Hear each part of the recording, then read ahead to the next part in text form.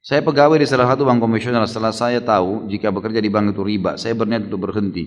Tapi saya masih ragu karena sempat konsultasi ke beberapa teman bahwa dilihat dari manfaat bank itu lebih banyak daripada mudaratnya. Karena hampir seluruh perusahaan yang ada di Indonesia menggunakan jasa bank. Baik, kira-kira kalau antum meninggal dunia, antum akan bilang sama Allah apa nih? Ya. Oh, ini karena banyak manfaatnya buat orang. Lalu Allah cuma jawab satu, tapi saya haramkan. Kira-kira kita mau jawab apa?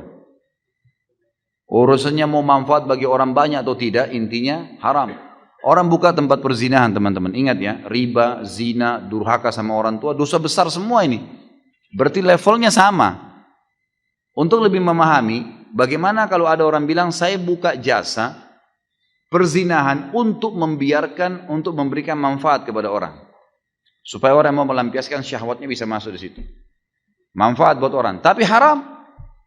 Tanggung jawab hari kiamat. Nggak bisa. Sama halnya dengan ini, teman-teman sekalian. Jangan pernah takut untuk meninggalkan sesuatu yang haram. Dan kalau teman-teman seperti ini, sudah sering saya jawab.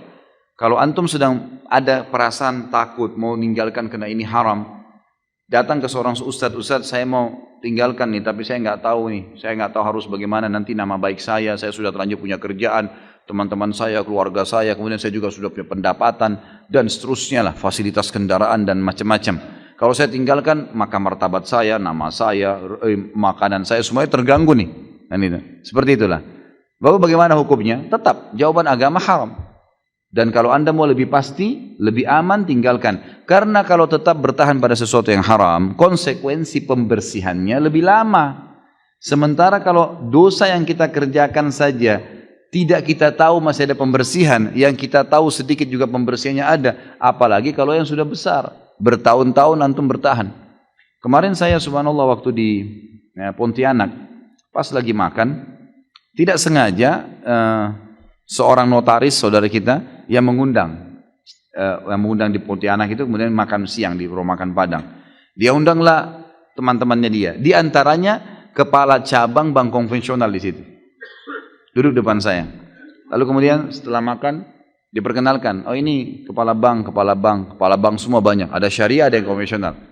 Mata saya nyorot ke yang konvensional nih. Saya tanya, Pak, tidak pengen berhenti ya Pak? Saya tanya gitu. Oh pengen sih Ustaz. Ini ditunjuk temannya notaris, saya nggak usah sebutin namanya. Ini Bapak ini tahu betul saya ingin berhenti. Terus kenapa nggak berhenti Pak? Iya, lagi mengatur strategi. Gitu. Baik, kalau dalam mengatur strategi ini Bapak mati bagaimana? Ini di meja makan nih, saya ngomong gitu. Kalau Bapak mati sementara atur strategi, bagaimana tanggung jawabnya hari kiamat? Dia diam. Coba Bapak pikirin coba. Ingat Pak, prestasi dunia ini hanya akan kita tinggalkan di dunia. Di akhirat, apa yang Bapak lakukan dari kebaikan akan diterima. Pikirkan baik-baik ini. 1 dirham riba dalam hadis dikatakan lebih berat daripada 36 kali berzina. Riwayat lain lebih berat daripada berzina dengan ibu sendiri. Bapak sudah tahu belum itu? Iya Ustaz. Baik, apa yang Bapak kira-kira mau lakukan sekarang? Nah, saya tanya gitu. Saya mau tinggalkan, tapi kira-kira kiat-kiatnya Ustaz. Baik. Langkah pertama, kiat pertama Bapak keluar, saya bilang. Keluar dulu. Kenapa keluar? Dia kan diam. Saya tanya, Bapak pasti tanya saya, kenapa keluar? Saya bilang iya.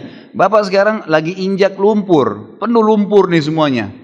Lalu bilang, Ustaz bersihin dong. Saya bawa air nih, selang. Kalau saya siram, sementara Bapak di lumpur, tambah becek. Saya sampaikan hukum, Bapak masih tetap mau kerja di situ, tambah beban tuh. Pulang tambah terfikirkan, tambah ini. Jadi serba susah. Jadi caranya keluar dulu dari lumpur. Keluar di jalan, saya siram tuh. Bersih, keringin bisa lari. Gitu kan. Jadi harus keluar, nggak bisa, enggak. Bapak harus keluar dulu gitu kan. Baru bisa jalan gitu. Dia bilang sebenarnya gini Pak. Saya bilang minimal Bapak pindah ke syariah. Saya bilang gitu. Iya sebenarnya mau Pak. Dan Bapak perlu tahu, dia bilang Pak Ustadz. Waktu bank syariah dibuka, begitu mau buka cabang di sini dia bilang, gitu kan. Semua ini yang konven ini mau pindah ke syariah semua. Sampai sekarang dikasih peraturan udah nggak bisa lagi. Jadi ini yang membuat masih tertahan. Baik, kiat pertama dari saya keluar. Kiat kedua, Bapak mulai memikirkan dari uang yang ada untuk buka usaha. Usaha-usaha. Yang ketiga, menjelaskan pada istri, pada anak, supaya mereka tidak kaget tentang masalah haram.